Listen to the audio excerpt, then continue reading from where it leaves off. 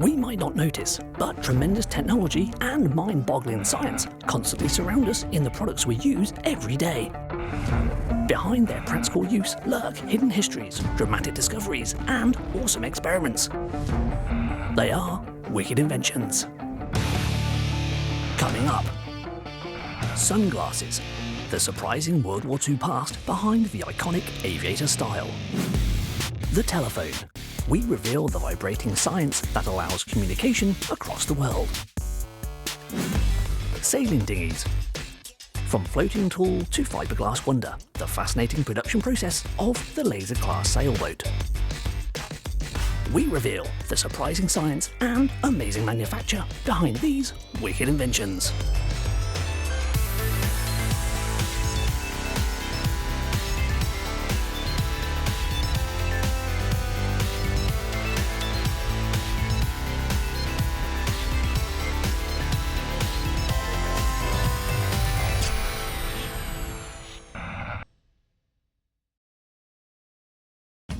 Just how did aviator sunglasses get from a military necessity to a classic fashion staple? Of course, the story of aviator sunglasses begins with aviation. Aviator sunglasses really emerged out of World War I. It was the first time when aerial combat was kind of happening and taking place, not just fighting but also reconnaissance and aerial photography. And what the US Air Force found was that a lot of pilots were returning after flying at high altitudes with strained eyes, tired eyes, conditions which were kind of limiting the potential up in the air. So there was a kind of call to give them some form of protection, and the sunglasses was called upon. The US Army Air Corps took note of this and in the mid-1930s commissioned the optics manufacturer Bausch & Lomb to develop a practical solution. They came back with a design of sunglasses with a unique teardrop shape that would completely cover the pilot's eyes. As the Second World War consumed the world again, when the United States joined the war effort in 1941 after the bombing of Pearl Harbor, their pilots took these new shades with them. Think of Douglas MacArthur storming up the beaches at Iwo Jima wearing the aviators with his corncob pipe. This image was used in newspapers worldwide and became an icon of the war. As the war ended, members of the Air Force took their aviators with them, and their glasses found their way into civilian life. And obviously, with most things which are iconic, they get adopted and picked up by kind of pop culture. They develop different lenses, so you get coloured lenses, different frames, different styles, you have square looks. It becomes very popular amongst rock stars. People like Paul McCartney starts to wear them. Then they become mass-produced and the public start to imitate those heroes, those people they've seen before. Decades later, the Tom Cruise film Top Gun once again gave the popularity of aviators a huge boost, combining the aviator's dual purpose of being an aviation staple with its Hollywood fashion status. Today, aviators still find themselves an important part of United States military gear and are as fashionable as ever. It looks like General Douglas MacArthur wasn't just a military mastermind, he certainly knew how to start a fashion trend too. The aviators, truly a wicked invention. Randolph Eyewear produce aviator sunglasses in their US manufacturing facility on the South Shore of Boston in the United States.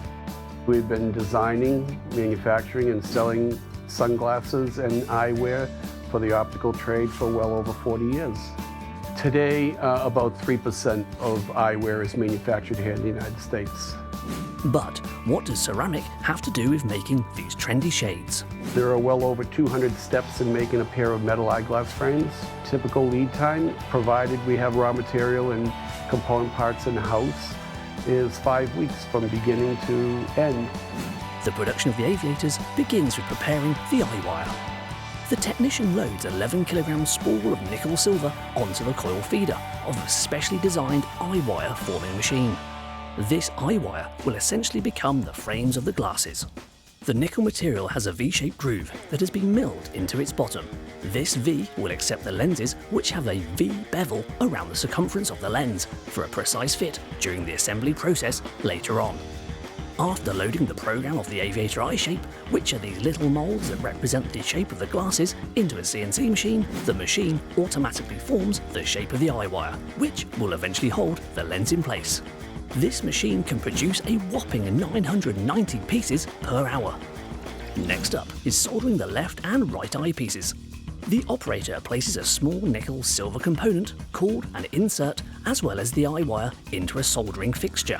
She then applies a liquid flux and presses a foot pedal where the two components are heated to 625 degrees Celsius. The operator then places a small brazing wire where the insert and the eye wire are touching. The wire melts and fuses the two parts together. The hinges of the glasses need to be soldered next. The operator places a small component called a monoblock hinge into a clamp on the soldering fixture and solders it to the eye wire. Now that the left and right eye have their hinges, a precision screw machine is used in order to install stainless steel screws that will close the eye wires together. That's not the end of the soldering though. The nose and brow bridges are soldered to the glasses next. They're called bridges for the simple fact that they look like tiny metal bridges between both of the eyes. Once the bridges have been attached, the pad arms that will eventually hold the nose pads of the glasses are soldered into place.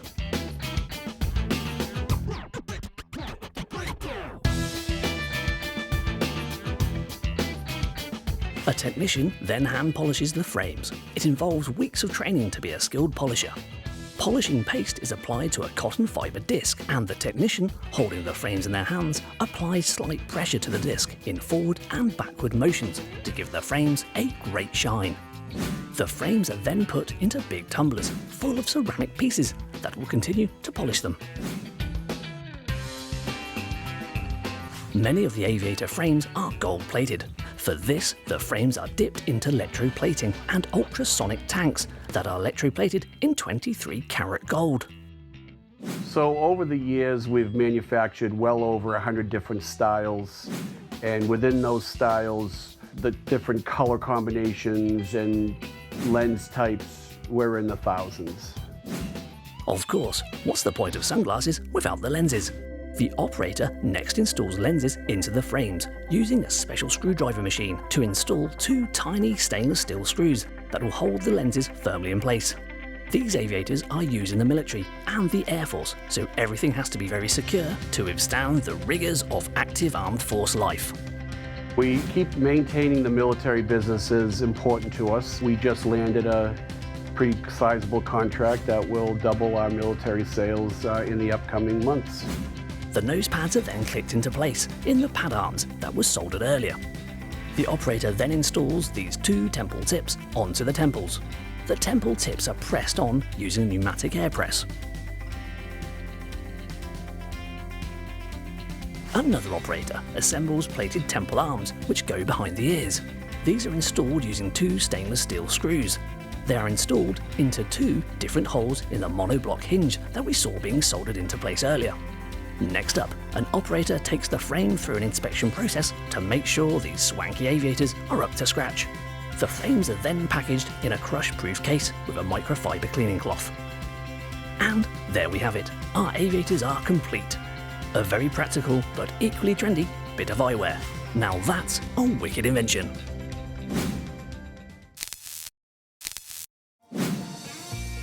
It is a device that we use every day that allows us to speak to someone on the other side of the planet in real time, day or night, with its inventor only 2 hours away from financial disaster.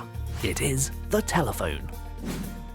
Like the written word, the telephone is a revolutionary communication tool that, through its common use, has now lost some of the magic of how it works and where it came from. It was not the first device to use electricity to communicate over long distances. In the mid-1800s, the electric telegraph used a combination of signals transmitted over wires to an operator who could interpret these signals into letters that made up messages. But this system had a few drawbacks. You could only send signals one way down a line and wait for the receiver to go into copy and then back and forth. You had a one-way system and you could run multiple telegraph lines in order to speed up the throughput. But that was it. Your communication system was limited to the speed of someone typing and tapping and whether you had a telegraph operator awake and available at the time you needed to use it. The term telephone actually predates its invention, with a number of devices including an air horn-based ship communication system using the name. It is derived from the Greek term tele, which meant distant, and phone, which meant voice. But how could sound actually be captured? The secret was understanding how it was produced and how we hear it. It is all to do with vibrations. We produce sound by pushing air from our lungs through the vocal cords, which vibrate in our throat, creating pressure waves in the air as it passes from our mouth like ripples on a pond. To hear these waves, they must pass into our ear canal, which causes our eardrum to vibrate. The eardrum passes the vibrations through the middle ear bones into the inner ear. The inner ear is shaped like a snail and is also called the cochlea. Inside the cochlea, there are thousands of tiny hair cells that change the vibrations into electrical signals that are sent to our brain, which interprets them as sound. Sound waves causing some kind of medium to vibrate over distance to transmit speech had been known about for centuries, with the taut string of the lover's telephone or child's tin can toy being invented in 1665. Telegraphy opened the door to signals being transmitted over long distances, but the invention of the microphone and speaker enabled a true working telephone to be created. Its invention is hotly contested, and it's fair to say was the culmination of a variety of people's work. But in 1876, two inventors were locked in a race for the telephone's US patent. Alexander Graham Bell got his patents into the patent system 2 hours before Thomas Edison did. They were both developing the telephone at the same point because they both realized the commercial potential of it. This 2-hour difference was what gave Alexander Graham Bell and Bell Telephones, and then subsequently AT&T, the ability to build telephones while denying everyone else the ability to build it, having put all the research into it. In terms of success, one telephone was built in 1878. 3 years later, there were 3,000, and a few years later there were 600,000, and it was a financial success. As a testament to the success of his invention, when Bell died in 1922, all the telephones in North America stopped ringing for a full minute, all 14 million of them. So, how does this phenomenally successful device work? What happens with a telephone is you have a receiver that has a microphone and a speaker. The microphone will actually listen, and it basically takes the vibrations of the air that I make as I speak. Those vibrations on the diaphragm move back and forth, and those vibrations change the electrical properties of the material. Those electrical properties change the current that's passing through it. So the current passing through it is being changed, and that signal is then sent down a wire. When it's sent down a wire at the other end, the speaker vibrates in relation to those electrical signals that have been sent, caused by the electrical change in current when I spoke. At the other end, that causes the diaphragm to vibrate in the same manner, and thus the sound will come out. The phone itself may have been beautifully simple, but the infrastructure needed to connect callers became a sprawling network of exchanges, which still required a great deal of manpower. When the telephone was originally invented, the network of switching between calling someone and someone else, there was actually a manual routing of systems. So you had operators you had to call up and say, I want to connect to Mrs. Jones, who's in such and such a county in such and such a place. And people would have to physically reroute cable from one and plug you into the next and sit there. They could actually listen in on conversations, and often did. And those systems, they worked, but they were very manual and required a lot of manpower, and which is expensive. So fast forward to electronics and electronic switching. You now have a whole series of systems that are computerized and put together. As you dial your number, the system works out where it needs to switch on and send it from the next routing packet to the next route, to the next route, to the next route, until it finally reaches the end telephone, and the end telephone rings. The development of electronic exchanges explains some of the noises you hear when you use a modern landline telephone. Most modern phones will use a touch-tone keypad, where the phone communicates the numbers it is dialing by combining two frequencies for each digit. For example, a 1 is communicated by a 697 Hz and a 1209 Hz tone. A 2 is 697 and 1336 Hz, and so on. This is sometimes why, when you dial, you will hear two different pitched tones in rapid succession as you push the keypad. With the ever-increasing advances in technology, telephone infrastructure and networks are bringing the internet, films and shopping into your home. But at their heart, a telephone's main function is to bring people together. The telephone, truly a wicked invention.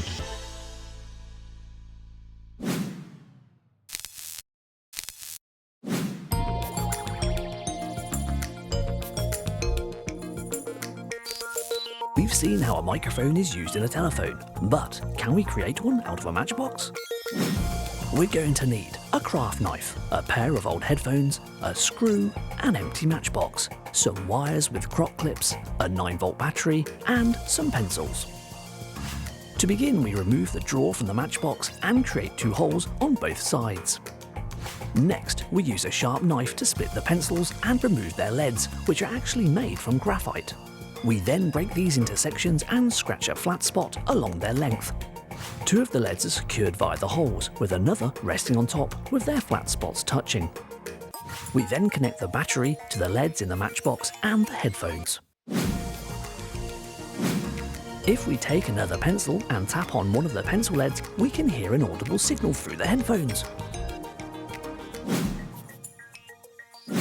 Like a microphone, the top pencil lead works as a diaphragm, with the gentle tapping of the pencil vibrating the leads as sound waves would. Our collection of wires, battery and matchbox is a circuit where the top resting lead vibrates, which varies the strength of the electric signal that reaches the speakers in the headphones. This varying electrical signal strength is translated into vibrations in the speakers, which create the sound waves that we can hear. Can we create our own microphone out of a matchbox? Yes, we can. Wicked challenge smashed.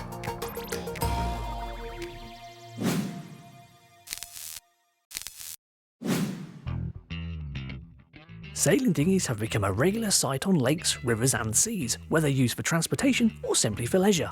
But where did it all start? And what has a phone conversation got to do with its creation? The dinghy came about as a means to transport sailors and cargo from their ships to dry land through shallow waters that their huge sailing vessels could not venture into. As well as this, they were also very handy for fishing. So obviously that gave rise to small boats, tillers, kind of little cutters, which could be easily kept on ships but also deployed elsewhere. It didn't take long for these dinghies to be seen as a tool of leisure too. Even King Charles II of England had a private sailing boat presented to him in the 17th century that he went on to sail recreationally in competitions. Throughout the 18th and 19th centuries, people would continue in this new leisure pursuit of dinghy sailing. However, it was becoming very expensive and something only afforded by the wealthy. The Industrial Revolution of the 19th century saw the costs of shipbuilding and boat making fall, further increasing the accessibility and love of the sport of sailing. Especially in a country like Britain or coastal regions where you've got access to large bodies of water, actually taking a vessel out became separated from just functionality to something of a leisure pursuit. With further improvements to dinghy designs and sailing techniques being made into the 20th century, another huge leap in dinghy development was to come after the Second World War.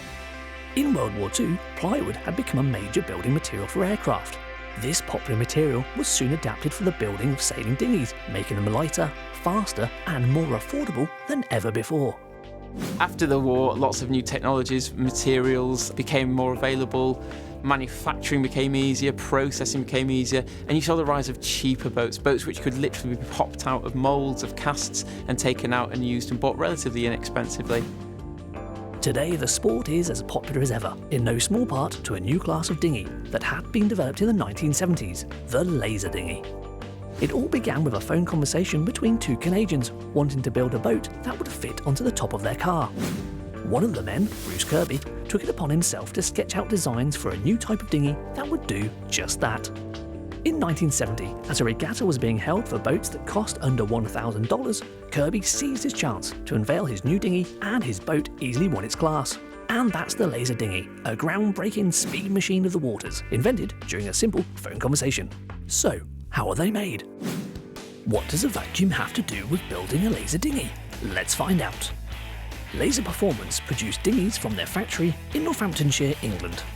So founded in 1969, Laser Performance is a global water sports brand that manufactures sailing boats, and we're actually the largest manufacturer of small sailing boats. Moulds are used that fit the exact specifications of the laser class, and the dinghy is built around these to ensure consistency. So the boats are manufactured by hand from scratch, which again makes the laser unique to other boats. For example, others in our range are rotor moulded. The production of a laser dinghy begins in a spraying booth. The moulds of the hull and deck are sprayed with gel using a spray gun. The booth ensures safety for the person spraying, as it is very well ventilated to minimise the ingestion of the spray. From here, the newly sprayed deck and hull are moved on to the laminating stage. Rollers are used to apply resin, and then sheets of fiberglass that have been pre-cut by hand are laid onto the deck and hull. The fiberglass sheets are rolled in until the surfaces have been covered. 2 layers of fiberglass are needed for this stage. Here's where the vacuum comes in. Bonding paste is applied to the surface of the deck before foam is placed onto it to cover the whole area. A vacuum pump then sucks and forces the foam down, ensuring that it fits firmly to the bonding paste. It takes 45 minutes of vacuum action for the foam and paste to be completely bonded. The foam is then sealed by applying resin to the material. A thin layer of fiberglass is then applied before the entire deck and hull mould is covered with the resin. The hull remains in the mould overnight in order to prevent any distortion. After this, the team can extract both the hull and deck from their moulds. The deck and hull are then weighed and then matched together depending on this weight, ensuring that the laser dinghy will comply with the strict weight parameters for its laser class. The weight and date is written on the back of each item. So, we have our deck and we have our hull, but they still need to be fixed together as one speedy dinghy. This brings us to the gluing stage. The deck and hull are wheeled into the booth. A bonding paste mixture is formed by hand and then applied to both parts.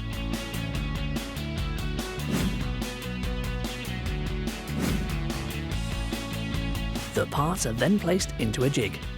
The deck is then clamped down onto the hull. The total weight of the dinghy is then recorded. Once the 2 parts have become one, hulls are trimmed and drilled to the size of the equipment required that will later be installed onto the laser. The boat is very nearly ready for the waters now and is moved on to the finishing stage. The boat is first washed and then moved to an examination area where it is thoroughly checked for imperfections such as marks, scratches and cavities. A leak test is conducted by pumping air into it. If the pressure drops, there's a leak. If not, our dinghy is leak-free. If the boat passes the test, the weight is measured again and noted down on a job card. Don't forget, the weight is key to the dinghy fitting into its laser class. The laser it's a one design boat. Basically, every boat is identical, and that particularly comes into its own when the competitors are competing. So, for example, on the water, it's actually the best sailor of the day and not the best boat.